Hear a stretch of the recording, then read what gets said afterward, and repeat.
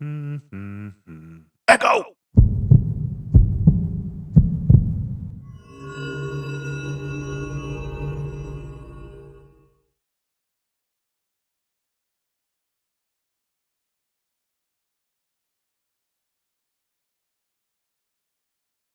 Hey everyone, this is Dean from Echo Heart Media with another fancy product review of a new microphone, one to add to my blue collection. I already have the blue Spark, the blue baby bottle, blue snowball. I think that's it for now. This is the blue Reactor, one of the more mid to high end microphones. Really wanting to get this for a while. It's quite large. It's a multi-pattern microphone, and just thought I'd give you the unboxing of it. So far, the cardboard looks pretty amazing. I just got this. Picked it up from Tom Lee Music in Vancouver.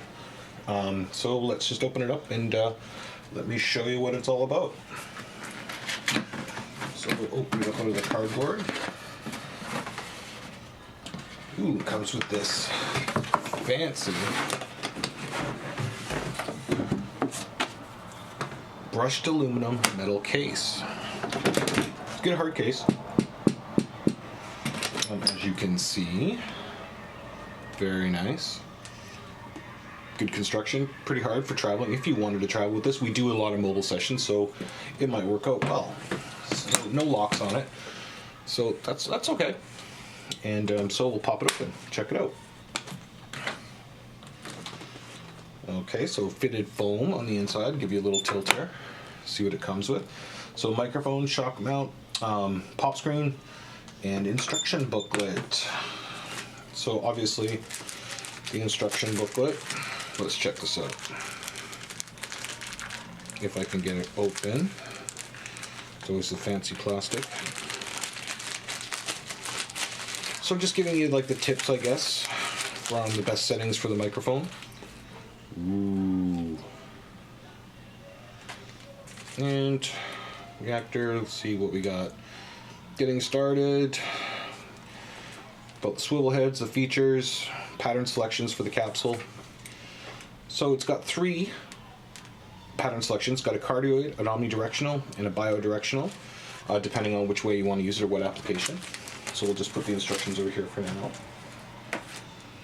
So first thing, pop screen. Pop screen on this one's pretty cool actually.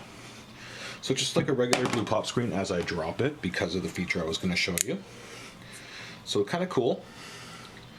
Just like metal, just like the Spark. But the interesting thing about this one is magnetic. So it just clamps around the microphone magnetic, and obviously you can swivel, adjust to where you need it for the vocalist. The fancy shock mount, which I've heard good and bad things about, and obviously I will do a comparison.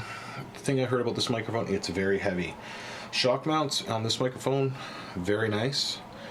Looks like that fusion pattern, that reactor pattern, but the problem is, built for a lot of looks, not for the weight of the microphone. So, had some problems beforehand with the actual hinge on the Spark, on holding it, and even though the Spark is lighter, it's still a bit heavy. But they make everything for looks. A lot of the point with a lot of blue stuff, it is built for the looks, but it is built for the quality as well, obviously. But they do like to keep the fashionable thing. I think they're like the Apple products of the microphone world, which is fine because I'm an Apple fanatic. And then the actual microphone itself. Yes, it's very heavy actually. Kind of a beast. Very nice, obviously. Metal inlay for the logo. And the really cool thing about this microphone is the adjustable cardioid head. So obviously you can do it on different angles for whatever application, if you're recording drums, guitars, vocals. This one's mostly used for vocals, but I have used the Spark in the past for doing room sound for drum miking, and it's been amazing. And then we have the actual feature for the bio, the omni, and the multi-pattern directional, which this little thing, light here, magnifying, will light up as moving over to the 3 pattern swivels. And I'll have that set up later and have it checked out. I have heard these microphones. They're simply amazing. Sounding, like I said, blue is known for its quality. I heard this one's got a bit of sibilance with it, but I guess depending on what you're going to be actually running it through and the effects you're going to be putting it on, you can control that. It goes, right now I'm running most of my stuff through a PreSonus Studio Live 1602, which I purchased, and with a built-in fat channel on it, it's amazing for the compressor and the limiters and the EQ settings that you can actually put in it. And obviously bringing it into like Logic Pro or any other DAW, you're going to be able to control pretty much any of your EQs with this. So I'm really looking forward to hearing what this microphone sounds like. So we'll put it back in the box. Swivel pattern. Back to the fitted foam. I was disappointed. I'm a sticker fanatic and it didn't have any blue stickers with it. But there it is again. With the fitted foam box. Case, metal case. Close her down. Lock her up.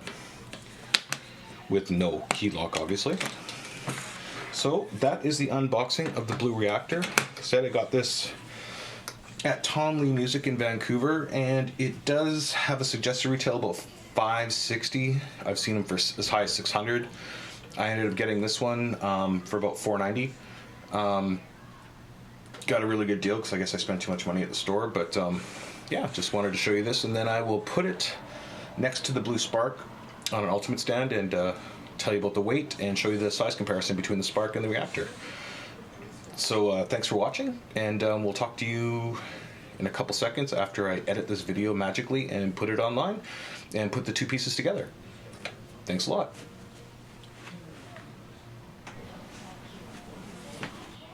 Alright, so I've set up the Blue Reactor on the Ultimate stand, which are beasts of a stand as you possibly know already. And it's just running with 48 volt phantom power into the PreSonus Studio Live.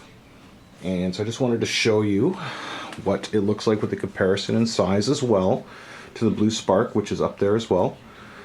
What I read and found out, yes, this thing is a tank. It is heavy.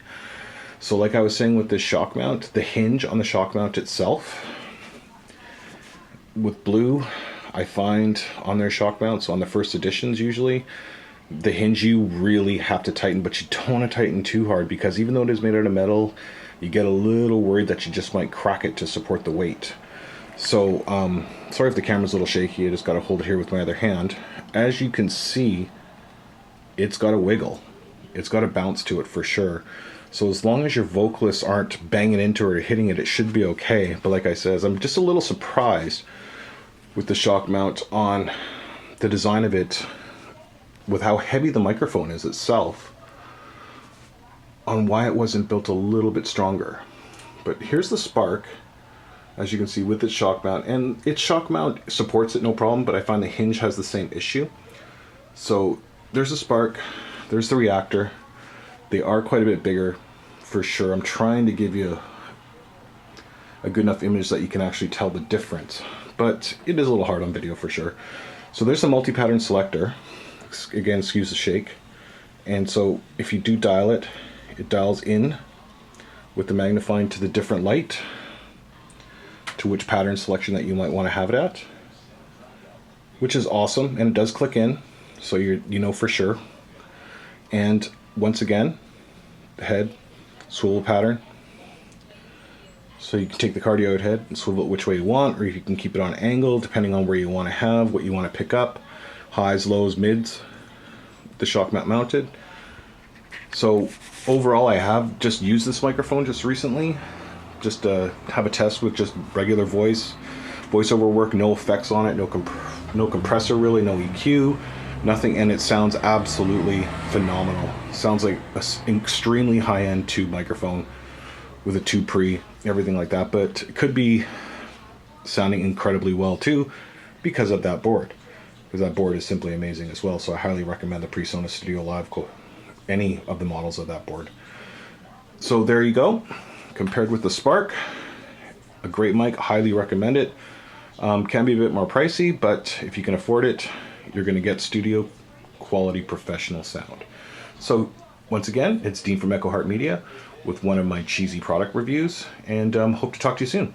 Thanks.